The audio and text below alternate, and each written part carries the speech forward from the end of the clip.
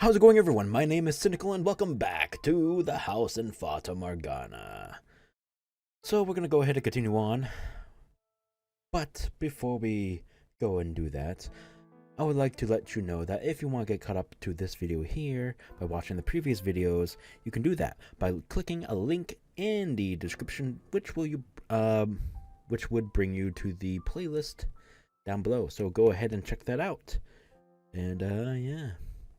Without further ado, let us continue with the supposedly quote-unquote final door. Misty Manor.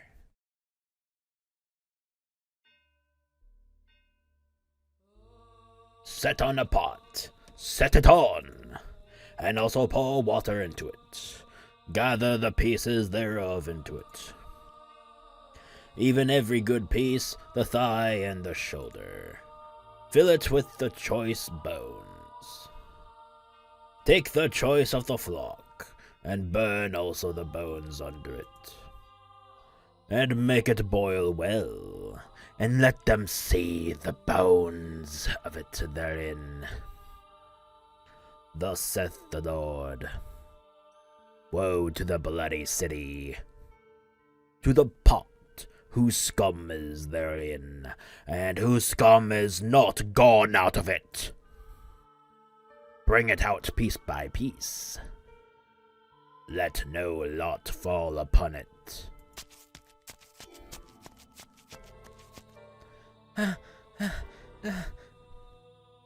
Where is she? Where'd she go? She come down this way, I'm sure of it. Find her. Find her and burn her. Burn the witch. Burn the witch. Burn the witch. Burn the witch. Keeps repeating the same shit. Alright. Then will I leave thee upon the land.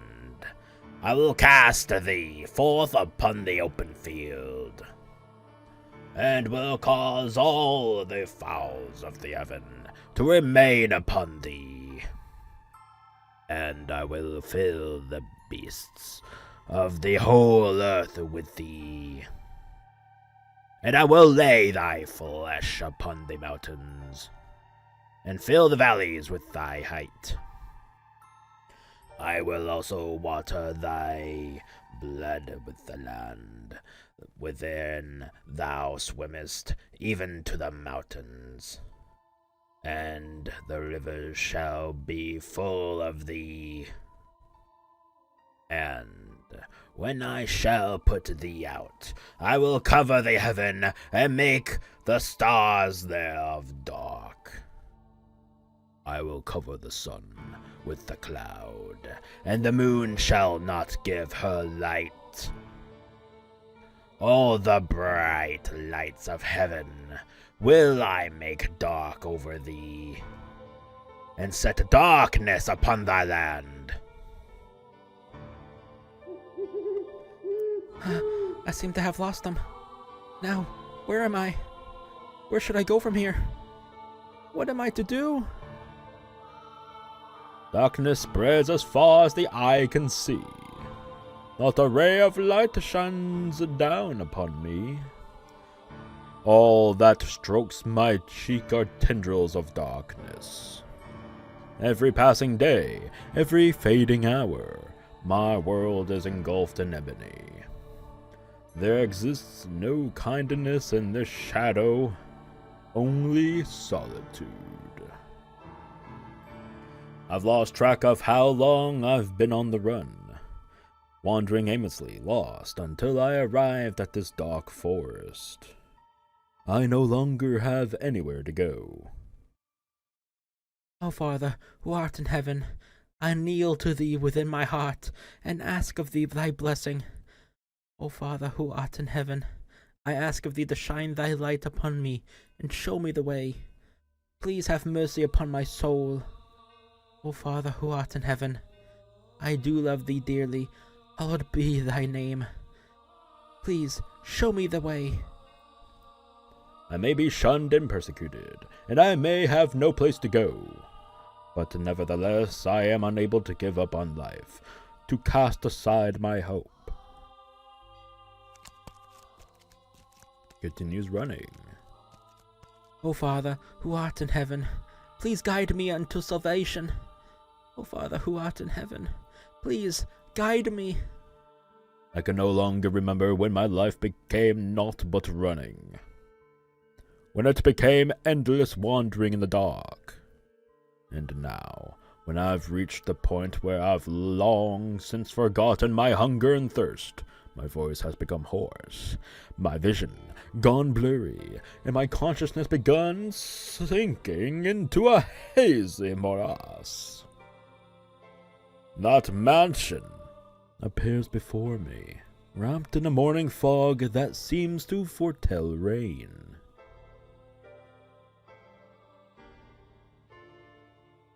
A little cool animation. She's got short hair here.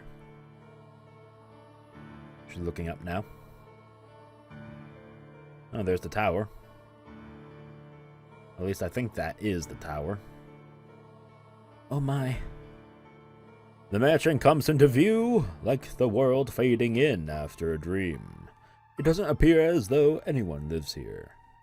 All the windows are either boarded up or shuttered, as if it's long since been abandoned. A tower, which seems out of place in a personal residence, stands tall beside the mansion. The whole building seems as though it could disappear with the fog. It has an unwelcoming presence, freezing me in my tracks. However, if this is where you have led me, then I shall follow your guidance. Having nowhere else to go, this mansion is my only salvation. The light that guides my way. And so I must have faith that no matter what I find, whether spirits or wild beasts dwell within these walls, that this is where I will find peace. That's debatable. Is anyone there? I guess it is abandoned. That makes sense. It would be more unusual for someone to be living in a house so deep in the woods, so far from civilization, like it's been forgotten in time. I can't imagine anyone spending their days here. I place my hand on the front door. What if I can't get in? I very much doubt I'll find anywhere else to stay wandering around through the woods.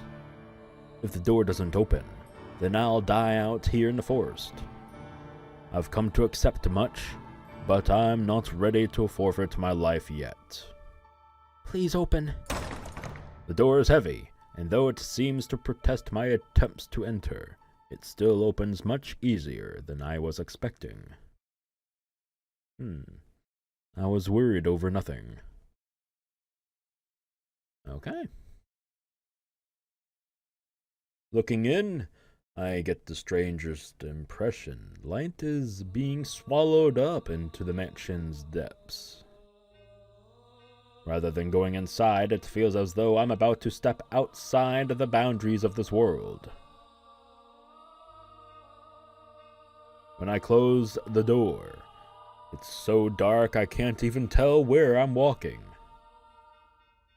I wonder if the window's open. Though I manage to fumble my way over to a window, it's tightly shuttered, and the shutters are caked with rust. I'm probably not getting it open without a fight. If only I had some source of light. I can't even see my hand waving in front of my face. It feels like the floor will fall out from under me, and I'll sink into internal darkness if I don't watch my step. Fighting back that fear, I slowly walk forward, tracing the wall with my hand. There's a door at the end of the long corridor. I pull it open, and a wisp of bone-chilling air brushes past me. It's too dark to see anything, but I can feel something different present in this area than the rest of the house. Uneasiness grips me. Is anybody there? My voice simply disappears into the void. No response. as I'm pushing forward through the freezing air. For a split second, I spot a shimmer of light. Squinting my eyes, I'm unable to make out a large window. Did I say that right? I'm able to make out a large window. There we go. Unlike the others, it's not shuttered, but covered by drapes. Oh? My chances are slim, I imagine, but if there's even a slight possibility of getting some light in here, it's worth a shot. So I pull open the drapes. The next moment, faint but color light shines down on me. It's a stained glass window. From beyond the glass, I can hear the subtle pit-patter of rain. I guess it finally started. The different colors of light blend into a milky white, dim but wondrous. It's gorgeous. Why would someone cover this up? It's beautiful. With a little more light, it'd be... Please do not touch the drapes. Or the windows. I can only assume it's the maid, right? Unless it's someone else, then, well, wrong voice, but... How am I supposed to tell? Suddenly I hear a voice and I can sense someone else in the room. Oh, the man's voice, okay. The man's voice is emotionless, neither deep nor high. Before long, he comes into view, illuminated by dull orange candlelight.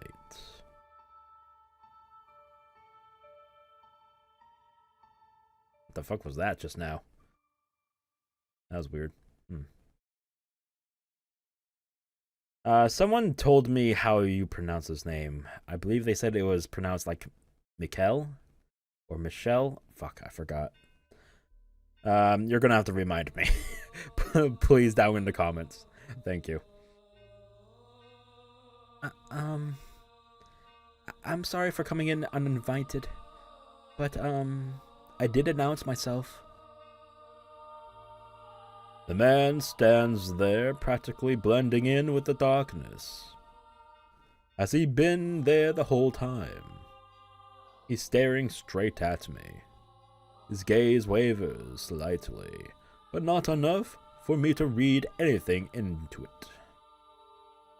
The candle in his hand and the light from the stained glass window are the only illumination in the room, neither of which are particularly bright. As a result, his outline is faint and blurred. It gives off the impression that he might vanish entirely between blinks. My apologies. I assumed the house was abandoned. I suspect you would have preferred it to be abandoned. Not at all. Is this, do you live in this mansion? Yes, I have for a very long time. I thought I had barred the front door, but it would seem I left it open. What brings you here? If you are lost, I am happy to give you directions. There is a village west of here. Should it take you maybe half a day on foot. If you are in need of money, help yourself to some of the furniture. Trade it for food at the village, then make your way to a larger town. Please allow me to stay here.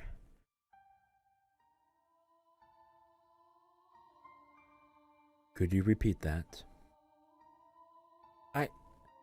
I cannot go to the village.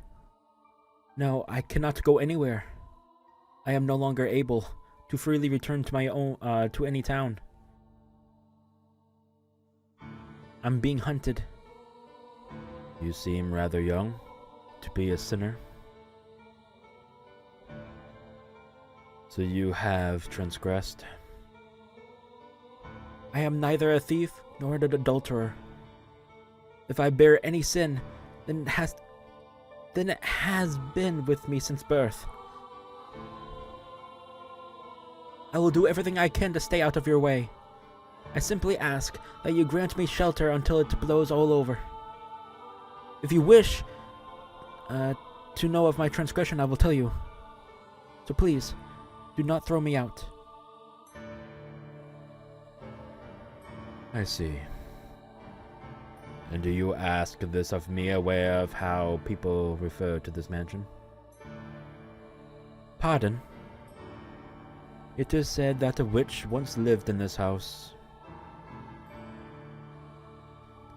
And not just any witch, a cursed witch.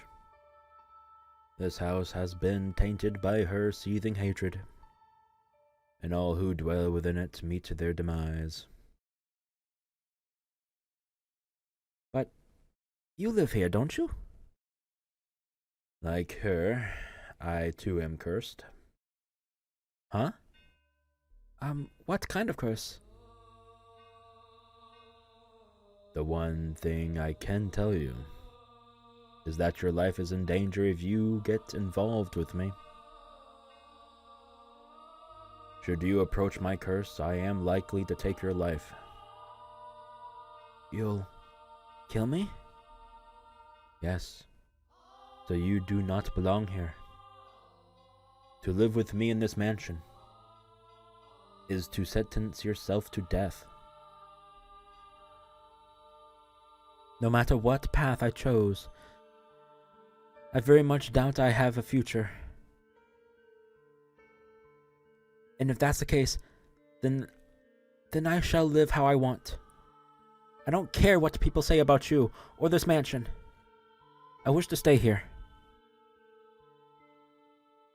You might think I'm rather strange, but my heart tells me that I must stay here.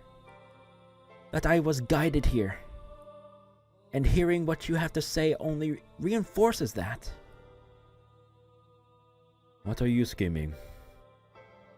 I am not scheming anything. I am simply tired of running. So if your curse is going to kill me, then perhaps that's for the best. At the very least, you won't be hunting me. You won't try to flay me, or tear off my arms, or rip the flesh off my bones. And that's enough for me. If you have committed no sin, then why do they hunt you so fervently? I am accused of being a witch.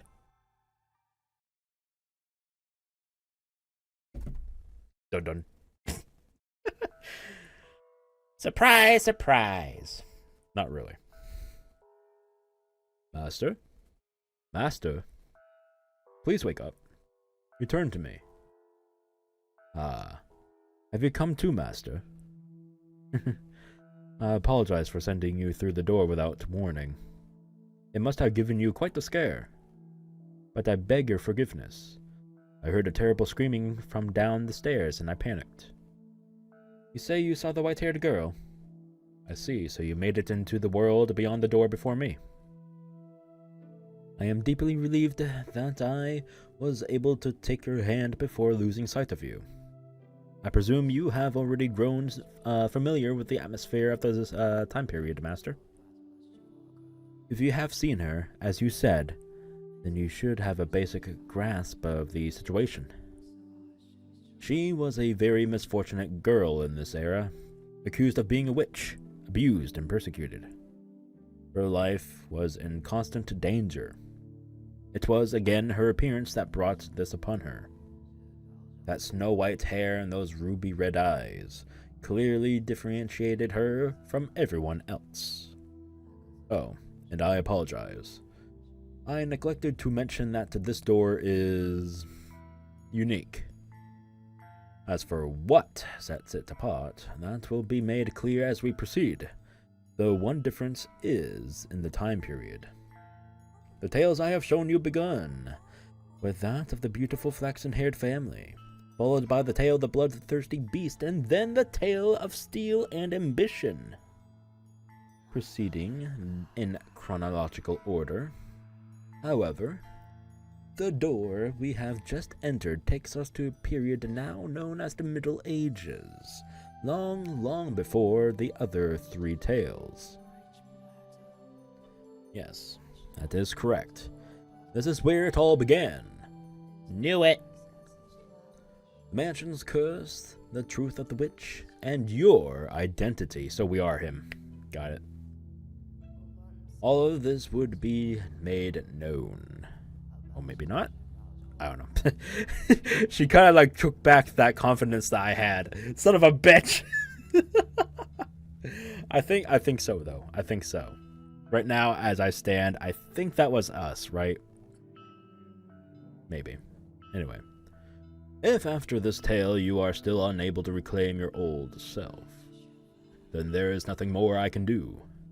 This door contains the last tale I am able to tell you. So I ask of you, please do not let go of my hand until it's all over. Sure. Now then, let us begin a beautiful, tragic love story of two solitary souls trapped in a mansion of darkness. Sure. In that era, the mansion was a dungeon draped in darkness. After a great deal of time on the run, the white-haired girl found herself at a remote mansion that stood in a dark, overgrown forest. All the windows were either boarded or shuttered, and it was even darker inside the house than out. Not even a ray of moonlight could enter those walls. Only naturally, the white-haired girl had assumed that nobody lived there. But her guess was incorrect. Someone did, indeed, dwell in the house. It was a young man named, for right now, this is how I'm gonna say that it's pronounced, Mikkel. First off, because I think it's cool. I like the pronunciation of that name. Anyway, Mikkel. Anyway,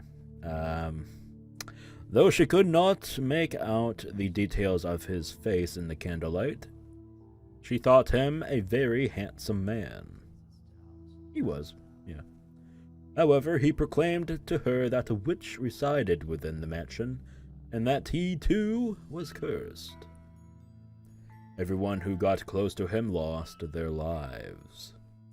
Do you think that what he told her was all nonsense? A lie devised to chase her out of the house? The truth of the matter shall come to light in time. Yes, ma'am. Despite Mikkel's assertions, the white-haired girl decided she would take up residence within the mansion. This era's white-haired girl was younger than the others. She was still in her early teens, young enough to be seen as still a child. But she was neither as self-centered nor irresponsible as you might expect of someone her age. She was very delicate and reserved, and acted with a great deal of modesty and restraint.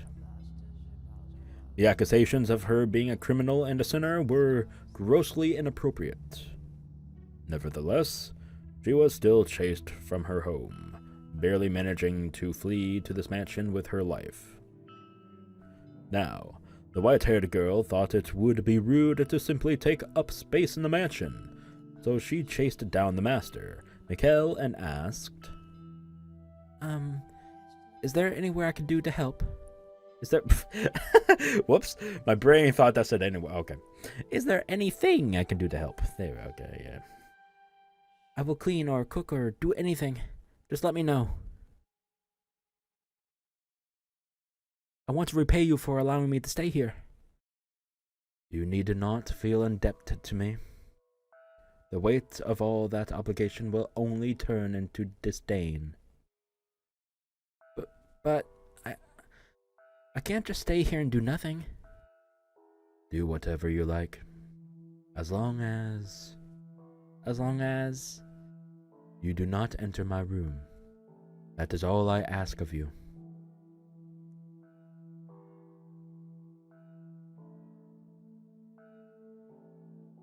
he said emotionlessly, turning away and walking off. Mikkel was not, I believe, spurning her. He was merely disinterested. He did not treat her disrespectfully, nor did he seem averse to her presence. Words simply did not seem to affect him at all. Not only was the mansion a prison for his body was also a prison, ensnaring his heart.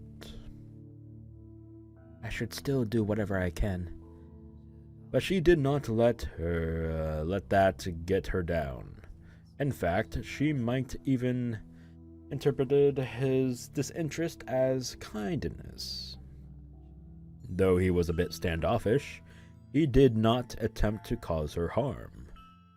He was nothing like the people who had accused her of being a witch and forced her to flee for her life. And she was deeply grateful for that.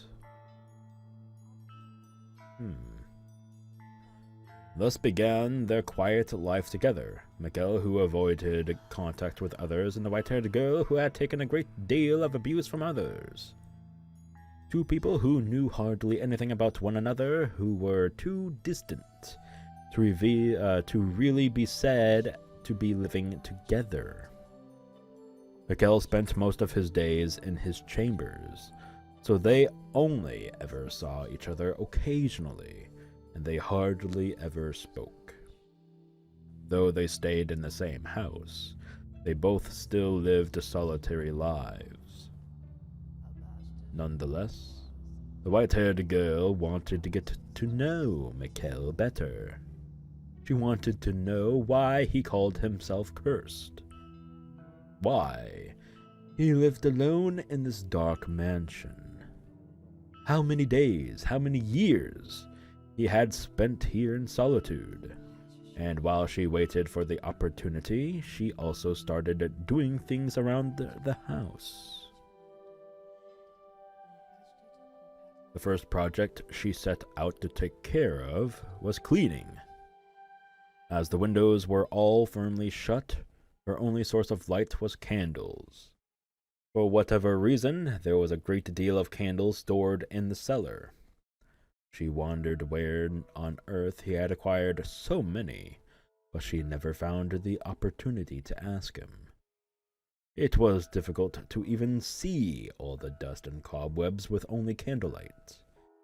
And considering the poor airflow through the house, she was afraid her efforts were going to be in vain. Still, she persisted, sweeping and wiping things down, one room at a time. Eventually, she made her way to the library.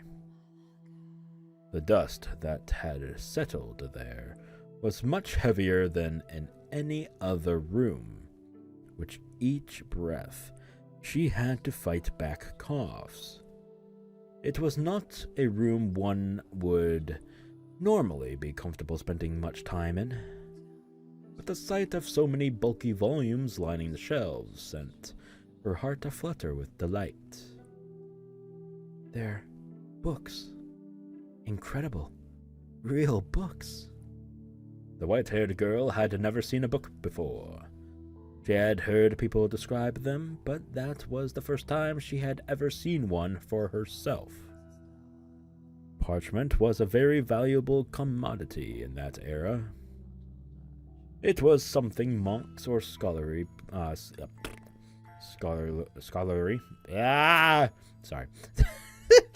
priests made use of, and not a material one could easily acquire without some degree of social rank.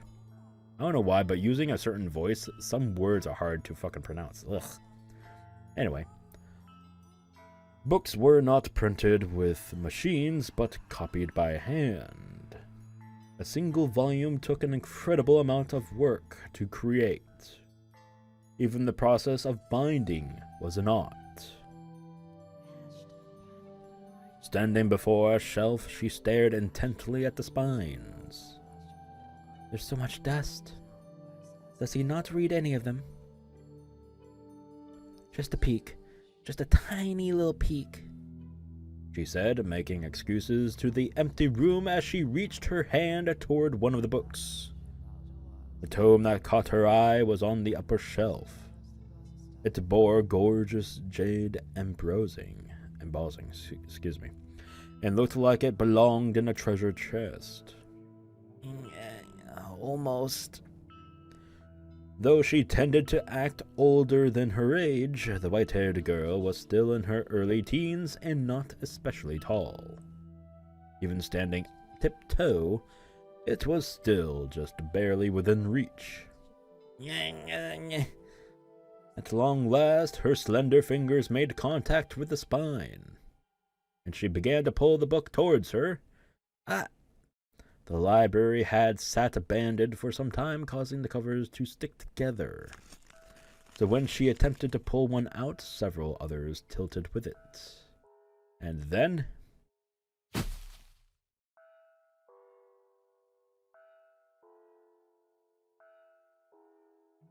So, if you haven't watched the previous video, the master of the house, when he was alone and the maid was nowhere to be seen, we went into each individual rooms. We went exploring in the mansion, basically. And when we went to the library, this exact thing happened, where books would just constantly fall down. Even when he put them back in place, they went back to falling onto the floor. Just as what is happening here right now. So that's very interesting.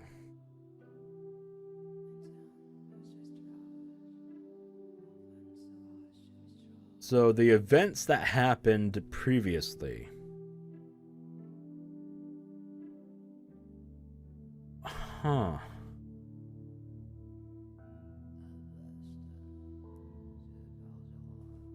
It's like each room holds a scene that previously happened in each generation. That's actually very cool. It's like the mansion itself is going through time, right? That's what the fog is about, right? It's engulfing the mansion. And it's stuck in this paradox of time. Kind of, sort of. Maybe. I don't know. But that's very interesting. I love that it ties back to right here, right now. That's pretty cool. Almost all of the books on the shelf came avalanching down onto her. Ow. The white-haired girl groaned, buried under a mountain of parchment. She hoped she had not damaged any of her host's valuable collection. But the mess was enough of a setback already in her attempt to express her gratitude. Looking around, she saw one volume that was almost torn in half. Whoops! She did not know whether it was in that condition before or if it had happened in the fall. But nonetheless, she felt horribly guilty. Sitting there, unable to get back to her feet, tears began welling in her eyes. Aww. Then suddenly a shadow fell over the dejected girl. It took a book in its hand and returned it to the shelf. Oh my god. Wait. It is like a fucking time paradox. Because that literally just happened. Oh my god. Dude, that's so what the fuck?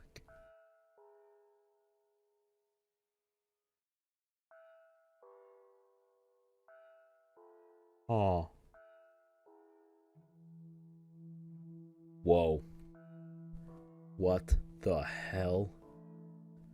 For a brief moment, the shadow's hand reached hesitantly towards the white-haired girl, then changed course towards another book.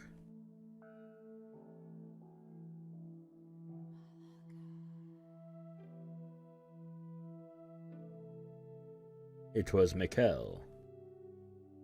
There was a hint of perplexity in his otherwise emotionless eyes. Perhaps he had heard the noise and came to see what had caused it. I'm sorry, you books. What were you doing? Oh, sorry. Didn't mean to do that voice. Emotionalist. Got it. Not deep either. Got it. Okay. I'm sorry. I wasn't trying to make a mess. I didn't mean to damage such precious books. There's no need to panic. I'm sorry. You make it sound as though I'm admonishing you. What? Did you want to read a book?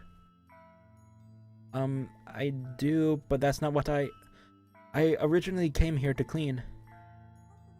Clean? Yes. I felt guilty simply being idle. I did say you could do as you pleased, but you have no responsibility to clean anything. I just ended up making a bigger mess anyway. I'm sorry. You needn't apologize. Okay. If you want to read, help yourself to any of the books. But I don't know how to read. I just thought the cover was pretty, so I wanted to hold it. You are free to use them however you wish. If looking at them is enough for you, by all means. These are all your books, aren't they? They are. That's incredible, you have so many. It must have taken you a long time to acquire them all. 1 per month. What? My family sends me one every month. Every month?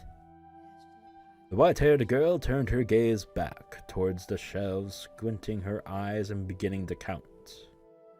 When she finished, she was in awe. There were in excess of 100 books on the shelves, which meant he had lived here in solitude for many years. She was at a loss for words. There are dull tomes, dreadfully inoffensive and not even interesting enough to waste a few hours with. Decoration is all they're good for. I see. If you could put them to some use, then perhaps my having them won't be entirely meaningless anymore. I am going to return to my room. Don't feel obligated to clean up. Just a minute. Was there something else? Could you tell me your name? I just realized I never asked for your name. Just knowing what to call you will make conversation awkward. Wait, what? Hold up. Hold up. No, got... No! Wrong button. Backlog. There we go. Not knowing what to call you will make the conversation awkward. Okay, that... I think I misread that. Okay, anyway. You don't need my name to... I want to, though. I want to! Mikkel. Mikkel. Like the Archangel. Oh my, okay. Well, that changes things. Alright. Alright. So it's just standard. Got it. The name suits you quite well. It suits me. It does. Although it's difficult to see you in the dark, you seem to be a very handsome man. It's fitting of your name. I beg to differ. Giving me his name is the highest form of mockery. I expect the real Archangel to probably rather annoyed by it. I don't know. I think it's a wonderful name. And your... No, never mind. Oh, my name? My name is... Arr?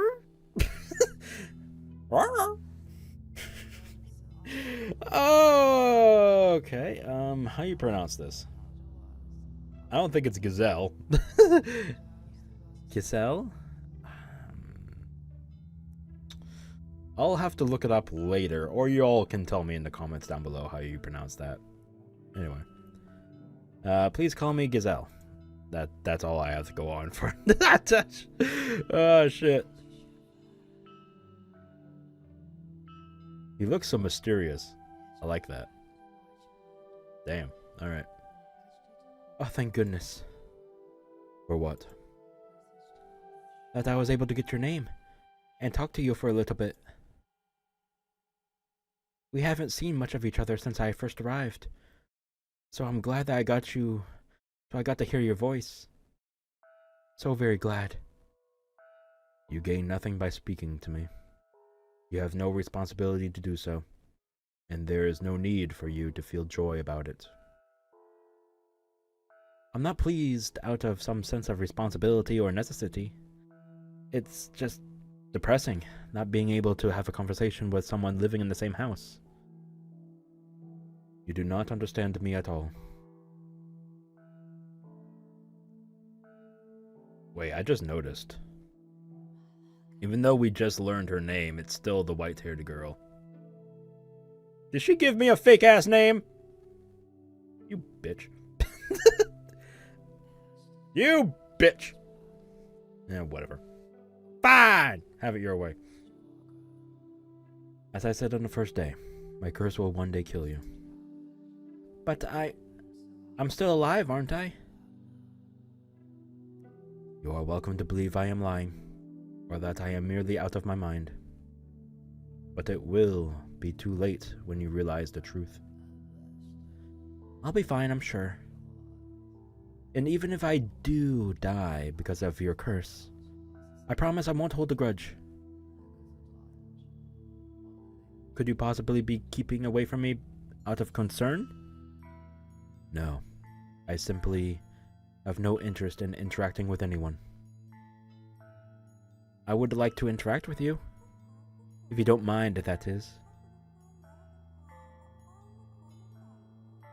As I told you, I have nothing to gain from that. I have nothing, not even words, to give you.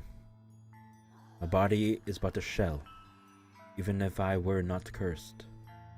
My presence would be naught but cause you discomfort. I don't think that's true. I don't believe that there's anyone in this world with absolutely nothing. There's plenty inside you. You simply haven't noticed it yet. And not all of it will only cause others pain either. If you truly believe those words, then you are a foolhardy girl. How can you trust someone you only just met? For that matter, how do you not resent everyone? Resent them? I could take a guess as to why people call you a witch, and why you had to flee all the way to this mansion. Your white hair and red eyes. That abnormal, seemingly inhuman appearance drew their condemnation. And I can only think of any number of reasons they might have started treating you less than human.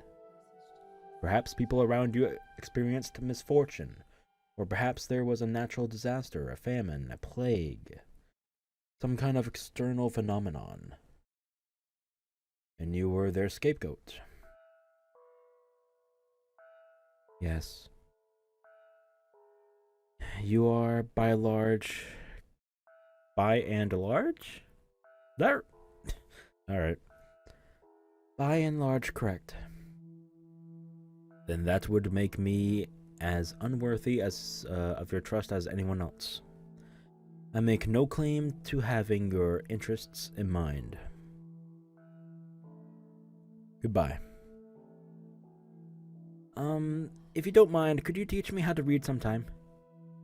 Did you listen to anything I said? I listened, yes. I have no intention of idolizing you. I don't expect you to do anything for me, and I don't wish to burden you in any way. I simply wish to be allowed to be at your side. It does not matter to me what kind of person you may be.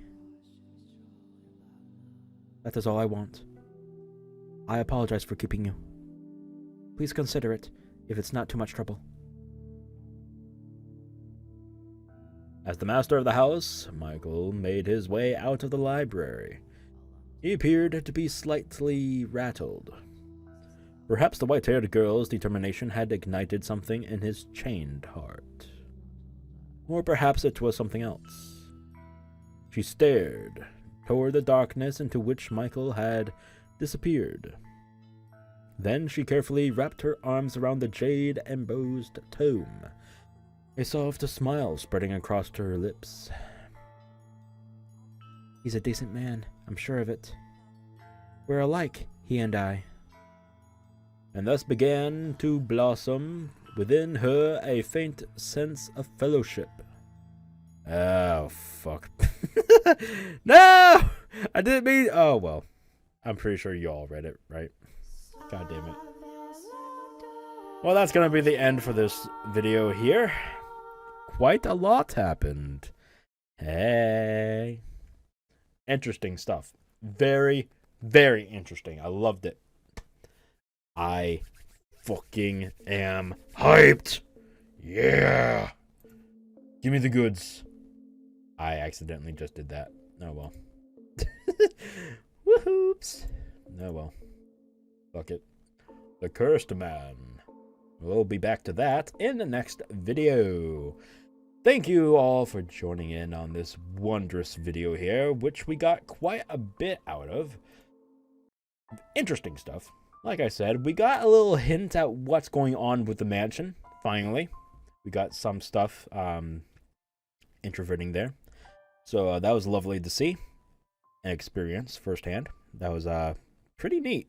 Not gonna lie. That's all I gotta say for now. Maid didn't really make that much of an appearance this time. And once we saw that her name was whatever that was... I'm sorry. It still didn't change, though, so I'm wondering if that was indeed a fake name or an alias that she gave us. And if that is the case, well, that sucks. Because I want her real name, damn it. Yeah. I'm still suspecting that was fake, or an alias or some sort. Well, whatever. I guess we'll find out, right? Whatever. But yeah, thanks for joining in. Hopefully y'all had a wondrous time. I sure as hell did. Yeah, I got nothing else to say. Thank you for joining in, and I'll see you all next time for the next... I don't know what's about to happen, but maybe a good episode. Maybe. Or maybe tragedy will unfold early on. I don't know.